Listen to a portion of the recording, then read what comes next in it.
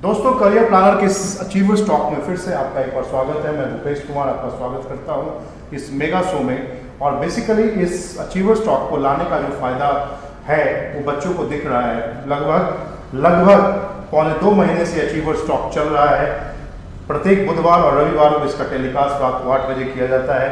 और इसमें बेसिकली हम लोग का जो ये मुहिम है, सफलता का मुहिम जो बच्चों ने यहाँ पे छेड़ा है, उसमें हम लोग बेसिकली हर विभाग से बच्चों को बुला रहे हैं। हर तरह के, हर कैटेगरी के बच्चों को, कोई फर्स्ट अटेम्प्ट में पास करने वाला, कोई संघर्ष की कहानी लास्ट अटेम्प्ट में, लास्ट ईयर में पास करने वाला, हर डिफरेंट ऑर्गेनाइजेशंस का पास किया हुआ बच्चा, हर लोग की मुलाकात मैंने आपको यहाँ पे अभी तक करा चुकी है। इसी सीरीज में आगे बढ़ते हुए आज स्वागत करते हैं संदीप कुमार सिंह जी का, जो CHSL 2017 के एग्जाम को पास किए हैं और पोस्टल असिस्टेंट यूपी कैडर में, यूपी सर्किल में इनका अलॉटमेंट मिला है और अपने वेटिंग फॉर पोस्टिंग है, पोस्टिंग के इंतजार में है। तो संदीप जी, स्वागत है स्टूडियो में। Thank you sir. अच्छा लग रहा है यहाँ पर? बहुत अच्छा लग रहा है सर। Very good. शायद वो वही क्लासरूम है जहाँ आप अपनी यात्रा शुरू किए थे, राइट? हाँ सर, वही क्लासरूम है, बस डिजिटल हो गया है। डिजिटल हो गया। Very good, great.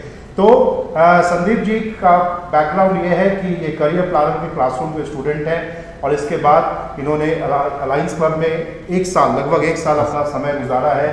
CHSL 2017 के एग्जाम को पास भी कर चुके हैं और CGL के लिए अपना तैयारी भी जारी रखे हैं। तो आइए डायरेक्ट इनसे पूछते हैं कैसा रहा ये सफ़र। एक SSC के एस्पायरेंट्स जो खासकर CHSL की तैयारी करते हैं, उनको क्या करना चाहिए, कैसे उनको तैयारी करनी चाहिए? सर, सबसे पहले तो हम मतलब अपना बताएंगे कि हम इंटर के बाद हमारा क्या स्थिति रहा था। सबसे पहले जब हम 2014 में इंटर पास किए थे तो मेरा मार्क्स बहुत ही ख़राब आया था, एक्सपेक्टेशन से बहुत ख़राब आया था। हमको मैथ्स में जस्ट 34 मार्क्स था, जस्ट पास किए थे और उस समय मेरे लिए बहुत ही बड़ा डिप्रेसिंग मोमेंट था। लेकिन हम फिर सोचे कि क्या करें, तो कुछ सीनियर्स ने एडवाइस किया हमको कि NDA की तैयारी कीजिए। तो मेरा एज भी चूँकि उस समय सिर्फ 16 साल था, तो हम NDA की तैयारी शुरू किए। 5 अटैम्प्ट दिए NDA, एक भी बार रिटन में सिलेक्शन नहीं हुआ, क्योंकि मेरा मैथ्स इतना ज़्यादा वीक था कि मतलब कभी भी एग्ज़ाम में 50% से ज़्यादा क्वेश्चन अटैम्प्ट नहीं कर पाते थे। फिर एज निकल गया। फिर जब 18 साल हुआ एज, तो कुछ लोगों ने सजेस्ट किया कि करियर प्लानर ज्वाइन कर लो, वहाँ से आपको मैथ्स वगैरह, रीजनिंग वगैरह के फैकल्टी अच्छे हैं, अगर वहाँ करोगे तो SSC वगैरह एग्ज़ाम होती है, उसमें आप निकल सकते हो। तो फिर हम करियर प्लानर ज्वाइन किए। 2017 में करियर प्लानर ज्वाइन किए थे। तो उसमें हमको मैथ्स से इतना ज़्यादा डर था कि हम सबसे पहले जो मतलब क्लास अटेंड किए थे वो रीजनिंग का अटेंड किए थे। तो रीजनिंग का क्लास अटेंड किए, फिर रीजनिंग करने के बाद फिर हिम्मत आया तो मैथ्स का क्लास अटेंड किए। और हमको मतलब एक अंदर से था कि हमको नहीं, मैथ्स को अपने इतना ज़्यादा स्ट्रॉन्ग कर देना है, क्योंकि हम 5 अटेम्प्ट NDA में नहीं सिलेक्शन हुआ था।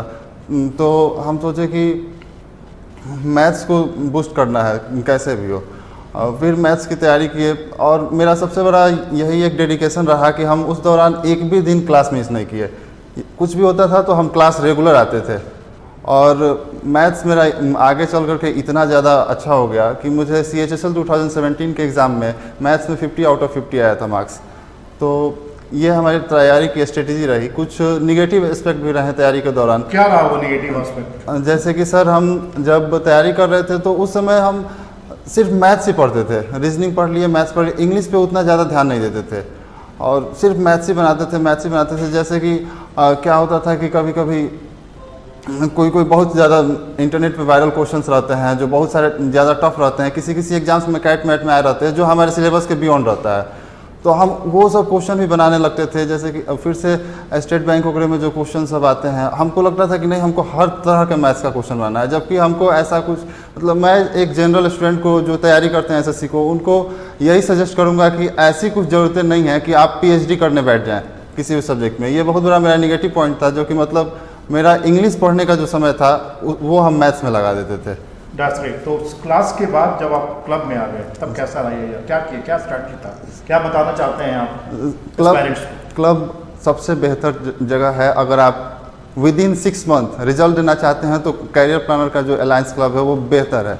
उससे बेस्ट कुछ नहीं हो सकता है। हम जब क्लब में आए तो हमारे सीनियर्स इतने सपोर्टिव थे, उन्होंने हमें इतना अच्छा से गाइड किया। जैसे कि वो रेगुलर बेसिस पे वो जब देखे कि हमारा मैथ्स अच्छा है तो हमें वहीं से पता चला कि मतलब नहीं, हमें इंग्लिश भी अपना इम्प्रूव करना चाहिए। तो उन्होंने हमें सजेस्ट किया कि नहीं, आपका मैथ्स अच्छा है तो आप इंग्लिश पे भी ध्यान दो, इंग्लिश पे भी इक्वली ध्यान दो कि आप इंग्लिश जब तक अच्छा नहीं रहेगा रिजल्ट नहीं होगा। तो CHSL की यदि हम बात करें तो उसमें टियर 1 जो होता है, तो टियर 1 में आपका जो स्कोर था वो कितना था? सर टियर 1 में मेरा स्कोर 158 मार्क्स था, 158 आउट ऑफ 200। और आउट ऑफ 200 एग्जैक्टली, तो 158 जो आपका रॉ मार्क्स था आउट ऑफ 200। और कट ऑफ क्या गया था आपका आपके सर? समय में? कट ऑफ मेरे समय में जनरल का कट ऑफ गया था 143.5 143.5 और 158 नंबर Yes, आपको था, यानी 15 नंबर आप ज़्यादा लाए थे। Very good. और जो डिस्क्रिप्टिव हुआ उसमें कितना आपको स्कोर आया? डिस्क्रिप्टिव में मेरा स्कोर 62 मार्क्स था। और क्या कट ऑफ गया था? सर कट ऑफ डिस्क्रिप्टिव का cut off 33% passing marks. Passing great, that's great. तो दोस्तों आप अच्छे से समझ रहे हैं, इंटेंशनली मैं इनसे नंबर पूछ रहा हूँ जिससे उस कैमरे से उस तरह बैठा हुआ हर विद्यार्थी जो तैयारी करता है वो हकीकत को समझ पाए कि CHSL में यदि हमको जॉब पाना है। और यदि आपको याद होगा शायद पिछले एपिसोड में आपको मैंने CHSL 2017 के सेंट्रल रीजन के जो टॉपर थे अभय सिंह, उनसे भी मैंने मुलाकात कराई थी। उन्होंने आपको काफ़ी स्ट्रैटेजी दिया था कि टियर 1 में क्या स्कोर आना चाहिए। आपको ठीक वैसा ही कुछ मिल रहा है। यदि आपको अपना चॉइस पोस्टिंग चाहिए, अपना स्टेट सर्किल चाहिए, तो जाहिर सी बात है आपको जो कट ऑफ जाता है टियर 1 का उससे जितना ऊपर रहेंगे, जैसे ये 15 नंबर ऊपर थे। डिस्क्रिप्टिव में आपको याद होगा मैंने 70 नंबर बताया था, इन्होंने 62 नंबर बताया। तो ये आपका फैक्चुअल फिगर है जो बच्चे लाते हैं और इसके बाद पास कर जाते हैं। तो कोशिश ये करनी चाहिए SSC CHSL जो एग्ज़ाम अभी चलने वाला है, अभी जो पोस्टपोन किया गया है लॉकडाउन की वजह से, जो मार्च में हो रहा था जिसको रोका गया है, आगे आने वाले समय में होगा। तो CHSL के विद्यार्थी इस बात पर ध्यान दें कि वो किसी भी कीमत पर जो कट ऑफ जाता है, तो रॉ और नॉर्मलाइज का खेला होता है, तो जो भी स्कोर जाता है, नॉर्मलाइज स्कोर जो जा रहा है उसमें आपको 25 से 30 नंबर आपको एक्स्ट्रा लाना चाहिए यदि आपको मन चाहा। और सर कॉन्फिडेंस भी रहता है, अगर 25 से 30 नंबर पीटी में ही आप लीड ले लेते हैं तो आप जाइएगा डिस्क्रिप्टिव देने तो आपको कॉन्फिडेंस रहेगा एग्जैक्टली कि मतलब नहीं हमारा मार्क्स पीटी में अच्छा है, हम यहाँ भी बेहतर कर अच्छा, जाएंगे। टाइपिंग वगैरह के लिए आपने क्या किया? सर टाइपिंग के लिए चूँकि मुझे ऐसा मतलब था, हम थोड़ा सा डरते थे कि मतलब क्या होगा। बहुत बच्चे डरते हैं, इसलिए मैंने क्वेश्चन, बहुत तो बच्चे गलती सर करते हैं, क्या होगा, टियर 1 पास कर जाते हैं, टियर 2 भी कर लेते हैं, बट टाइपिंग में फेल हो जाते हैं। ऐसे बहुत एग्जाम। और मेरा चूँकि टाइपिंग पहली बार किसी एग्जाम का हम टाइपिंग दे रहे थे, तो फिर हम सोचे कि क्यों ना स्पीड को 2 टाइम्स कर दे। 35 का स्पीड मांग रहा है तो हम स्पीड लगभग 60 के अप्रॉक्स स्पीड लेकर। एक्यूरेसी कैसे कंट्रोल किया? सर एक्यूरेसी वही आप सर रेगुलर प्रैक्टिस कीजिएगा। जब टाइपिंग का आपका समय एक सवाल यहाँ पे मेरा है कि जब टाइपिंग का समय आता है, शायद आपको 15 दिन महीने भर का टाइम मिलता है, तो क्या उसी टाइम में टाइपिंग करना चाहिए या शुरू से करना चाहिए? नहीं सर, हम तो जब मेरा पीटी में सिलेक्शन हुआ था, कट ऑफ क्रॉस कर गए थे, उसके बाद से हम अपना टाइपिंग करना शुरू कर दिए। कितना वक्त मिला आपको? सर उसमें तो अगर देखा जाए तो पहले तो 4-5 महीने टाइपिंग कर लिए थे, उसके बाद उसमें केस वगैरह CBI इंक्वायरी वगैरह एग्जैक्टली, तो आपको काफ़ी टाइम मिल गया। एग्जैक्टली, तो टाइपिंग यदि आप CHSL का ध्यान दे रहे हैं या इवन CGL का ध्यान दे रहे हैं, तो टाइपिंग एंड CPT दोनों पे आपको शुरुआत से ध्यान देनी चाहिए जिससे कि आपको फायदा मिले। राइट, अब आते हैं CGL पे भी आप ध्यान दे रहे हो? सर CGL उसके लिए भी मेहनत कर रहे हैं। 2018 CGL दिए हुए हैं। Very good. अच्छा एक चीज़ बताइए दर्शकों को, विद्यार्थियों को, ये शायद डिस्क्रिप्टिव में कुछ लोचा हुआ है, बहुत सारे विवाद हुए हैं इस बार। CHSL क्या UFM वाला? UFM वो क्या है जरा बताइए। उसमें जैसे कि UFM में ये होता है कि उसमें कुछ दिया रहता है कि जैसे कि नीचे में कोटेशन लिखा जाता है, बड़ों को मेरा प्रणाम और छोटू को प्यार। तो उसमें जो छोटू लिखा जाता है तो उसके लिए SSC ने कहा है कि नहीं, कोई स्पेसिफिक नाम आपको नहीं लिखना है, जबकि और कोई पहले से नोटिफिकेशन था नहीं, और अचानक से वो एग्ज़ाम के पेपर में बाद में SSC ने बोला कि एग्ज़ाम के पेपर में हमने दिया हुआ था। तो अब उस दौरान 1 घंटा का सर समय रहता है और मैक्सिमम लोग फर्स्ट पेपर को नहीं पढ़ते हैं कि पूरा डिटेल वाइज, फर्स्ट पेज को नहीं पढ़ते। हाँ, तो वही फर्स्ट पेज को नहीं पढ़ते हैं और फिर अपना राइटिंग शुरू कर देते हैं, जबकि ये मतलब मैं मानता हूँ कि टोटली सर मतलब अन्याय है। जो लड़का सर मतलब उतना मार्क्स स्कोर करके जाता है डिस्क्रिप्टिव लिखने के लिए, उसके बावजूद भी अगर वो फेल हो जाए तो UFM के बारे में और बताइए, बच्चों को क्या क्या ध्यान देना चाहिए, क्या इसको आप UFM क्या गलतियाँ हो गई? हाँ, हम तो यही कहेंगे कि आप जो पेपर जब डिस्क्रिप्टिव देने जाते हैं तो सबसे पहले पेपर में जो इंस्ट्रक्शन दिया हुआ है उसको आप अच्छे से पढ़ लें, पहला चीज़, और दूसरा घर से ज़्यादा प्रैक्टिस करके जाए। चूँकि हम लोग तो क्लब में थे तो क्लब में डेली 2 प्रैक्टिस सेशन चलता है, एक लेटर और एक एस्से का। तो इससे हमें बहुत फ़ायदा हुआ। हमें वहाँ पे जाने के बाद थोड़ा सा भी हम सर देखे हैं, हमारे साथ ही हमारे जस्ट बगल में एक भैया बैठे हुए थे, डिस्क्रिप्टिव दे रहे थे अभी CGL 2018 मेंस का। तो उसमें हम देखे वो भैया पूरा मतलब उनको सर मार्क्स बहुत अच्छा था, 542 मार्क्स था, बट उनको देखे पूरा मतलब हड़बड़ा गए थे कि क्या करें क्या करें, और हमसे मेरे कॉपी से देख रहे थे कि भाई फॉर्मेट बता दो कैसे है। तो मुझे लगा कि कहीं ना कहीं क्लब इस चीज़ में बहुत बेनिफिशियल है। जो लोग क्लब रेगुलर आके कर रहे हैं उन लोगों के लिए डिस्क्रिप्टिव कोई बहुत बड़ी चीज़ नहीं है सर, हम लोग बहुत इजी लेते हैं, जबकि और बहुत अच्छे अच्छे मार्क्स वाले लड़के आते हैं जो कि बहुत वहाँ पे देखते हैं कि बहुत ज़्यादा हड़बड़ा जाते हैं। That's great. तो संदीप ने आपको सरल भाषाओं में बहुत कुछ समझाया। एक छोटी सी सलाह हमारी तरफ से याद रखिएगा, चाहे बैंकिंग वाले हो, SSC वाले हो, किसी भी एग्ज़ाम का हो, कोई भी पेपर हो, आप इंस्ट्रक्शंस को पढ़ना मत भूलिए। ऐसे बहुत सारे विद्यार्थी हैं जो इंस्ट्रक्शंस को ओवरलुक कर जाते हैं, ध्यान नहीं देते। उनको लगता है कि डेटा सफिशिएंसी का क्वेश्चन है तो कौन सा डेटा सफिशिएंट है यही पूछेगा, लेकिन बहुत बार देखा गया है उसमें ये पूछ दिया कौन सा डेटा सफिशिएंट नहीं है। जनरली लोग कहते हैं कि सिलोजिज्म में कौन सा कंक्लूजन सही है, बहुत बार पूछ दिया गया कौन सा कंक्लूजन सही नहीं है। ठीक वैसा ही बहुत जगहों पे, चाहे इंग्लिश हो, चाहे मैथ्स हो, चाहे रीजनिंग हो या GS हो, इंस्ट्रक्शंस का या टाइपिंग हो, इंस्ट्रक्शंस का बहुत बड़ा कमाल है। इस चीज़ पर ध्यान रखिएगा क्योंकि ये आपकी सफलता और असफलता के बीच की कड़ी है। ठीक है, तो चलिए, मुझे लगता है आपको आज का ये शो बहुत पसंद आया होगा। आप इसको ज़्यादा से ज़्यादा लोगों के पास पहुँचाइए, शेयर कीजिए। संदीप की जुबानी आपके सफलता की कहानी बन जाए। इसी के साथ इस शो की समाप्ति एक आखिरी बात बोलना चाहेंगे, अगर आप बहुत जल्द सक्सेस लेना चाहते हैं तो आप अलायंस क्लब ज्वाइन कर सकते हैं, क्योंकि हमने वहाँ से एक डिसिप्लिन लाइफ, मैं खुद बहुत सर मिला था लेकिन मुझे कानपुर हेड ऑफिस मिला है, और जब मैं वहाँ गया तो वहाँ की सारी स्टाफ लेडीज़ हैं।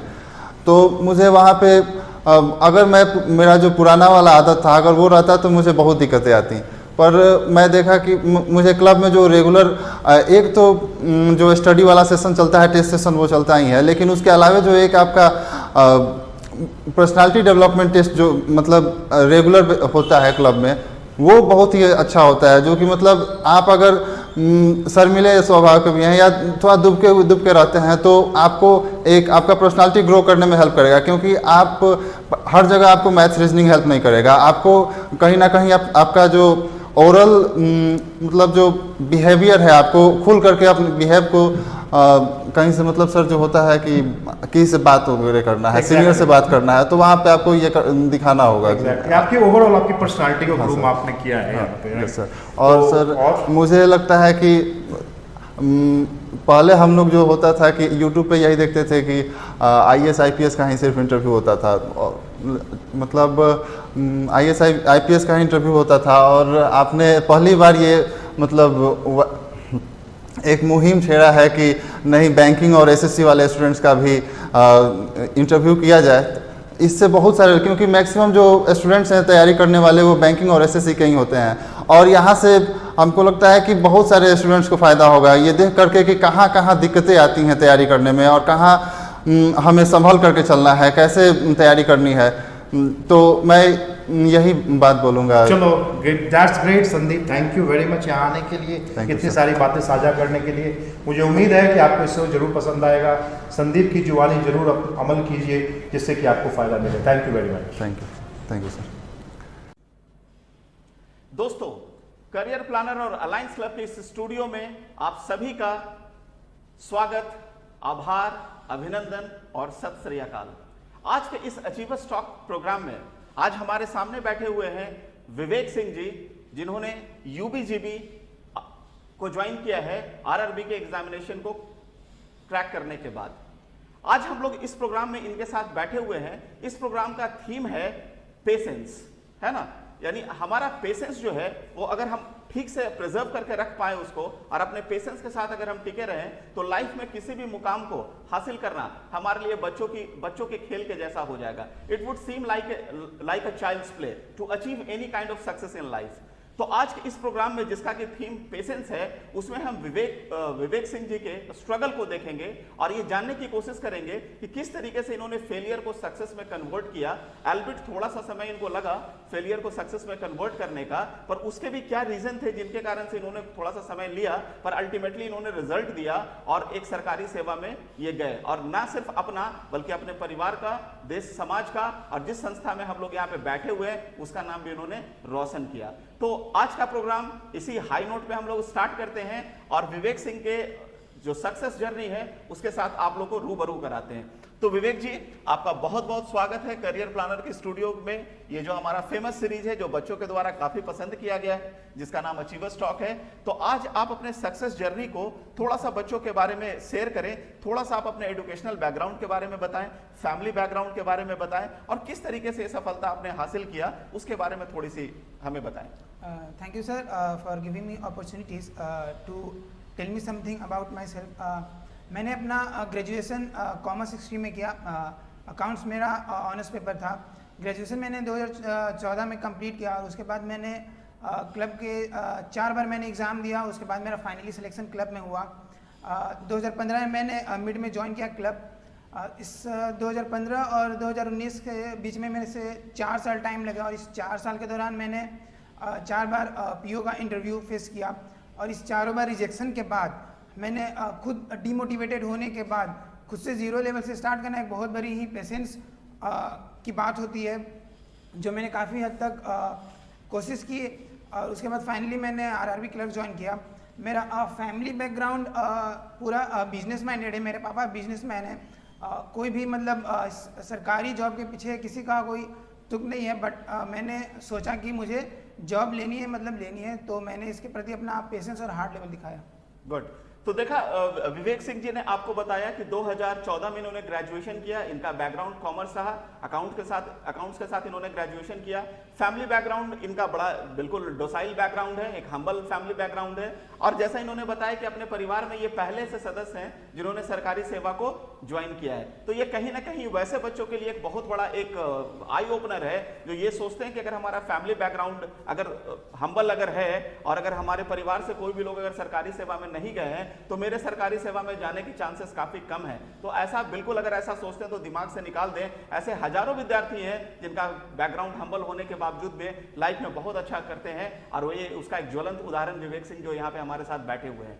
दूसरा इन्होंने ये बताया कि किस तरीके से इन्होंने 2015 में मैं आपको एक चीज बता दूं कि 2015 में इन्होंने करियर प्लानर को ज्वाइन किया। ये करियर प्लानर के सिटिंग क्लासरूम में स्टूडेंट थे और तुरंत ही इन्होंने 4 से 5 महीने के दौरान क्लासरूम से अपने आप को ट्रांसफॉर्म किया और अपने आप को अलायंस क्लब में इन्होंने एग्जाम को पास करके अलायंस क्लब में अपने आप को ये ट्रांसफर करा पाए। अलायंस क्लब में तकरीबन इन्होंने 3 से 4 साल का वक्त गुजारा और जैसा इन्होंने बताया कि लगातार 4 बार से IBPS का इंटरव्यू दे रहे हैं, पर किसी कारण से इनका फाइनल सिलेक्शन नहीं हो पा रहा है और वो इस चीजों को ओवरकम भी करने की कोशिश कर रहे हैं। तो इन दैट केस ये अपने असफलता को कभी भी इन्होंने अपने ऊपर हावी नहीं होने दिया, क्योंकि 4 बार लगातार आप समझ सकते हैं कितनी बड़ी पेन होगी जब कोई बंदा 4 बार अगर सेलेक्ट होता है, इंटरव्यू देता है और उसके बाद उसका फाइनल सिलेक्शन नहीं होता है। यानी इसको इन्होंने अपने आप को इन्होंने डिमोटिवेट नहीं होने दिया और उस असफलता को सफलता की कुंजी बनाकर आपके सामने प्रस्तुत किया है। ठीक है, तो इसलिए मैं आप लोगों को यह बोलना चाहूंगा कि कभी भी अगर जिंदगी में सफलता मिले तो उस असफलता को एक सीढ़ी बनाइए और उसको सफलता में कन्वर्ट करने की कोशिश करिए। तो चलिए विवेक सिंह जी, आपसे अगला सवाल हम ये पूछना चाहेंगे कि जो भी दर्शक, जो भी हमारे एस्पिरेंट जो इस चीज को देख रहे हैं, आपके इस सक्सेस स्टोरी को, सक्सेस जर्नी को जो देख रहे होंगे, उनके लिए आपका क्या मैसेज होगा? किस तरीके से वो तैयारी करें या फिर किस तरीके से अलायंस क्लब ने आपकी तैयारी को लेगअप किया और आपको सपोर्ट किया जिसके कारण से आप यहाँ पे पहुंचे? कुछ मैसेज मैं देना चाहूँगा। मुझे शुरू में मैंने ये गलती किया कि मैं प्रॉपर रिव्यू नहीं करता था, जिसके कारण इसके कारण भी थोड़ा सा टाइम लग गया। बट मैं मैसेज ये देना चाहूँगा कि आप प्रॉपर क्लब के पेपर को रिव्यू करें, कंटिन्यूटी रखें, क्लब का जो प्लेटफॉर्म है उसको मेंटेन रखें और क्लब का जो डिसिप्लिन है। और मैं बाकी लोगों को ये भी बताना चाहूँगा कि अलायंस क्लब एक ऐसा प्लेटफॉर्म है जहाँ पर आपको वो मजबूर करता है, वो फोर्स करता है कि आप हमेशा डिसिप्लिन में रहें। आप कभी खुद को पढ़ाई से दूर नहीं कर सकते। इसमें बहुत सारे सिस्टम भी हैं, लाइक PDP, ये सब पर्सनैलिटी ग्रोथ में काफ़ी हेल्प करता है। तो ये एक अच्छा प्लेटफॉर्म है और मैं सजेस्ट करूँगा कि बाकी मेंबर्स को कि जल्द से जल्द इसमें आने का प्रयास करें।